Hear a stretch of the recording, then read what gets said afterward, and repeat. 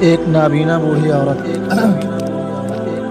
مدینہ کی جانب ایک چھوٹا سا گھر تھا جس میں ایک نابینا بوڑھی عورت رہتی تھی، جس کے پاس ایک ڈول، ایک بکری اور کھجور کے پتوں سے بنی چٹائی کے سوا دنیا کا کچھ سامان نہیں تھا۔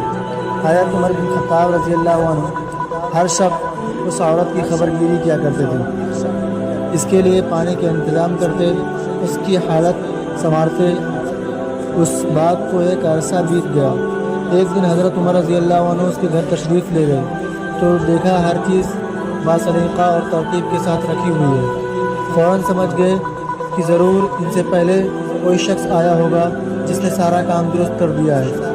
اس کے بعد آپ رضی اللہ عنہ کئی بار دیکھتے کہ کوئی شخص ان سے پہلے گھر آ کر گھر کا کام کر جاتا ہے اور گھر کی صفائی وغیرہ کر جاتا ہے۔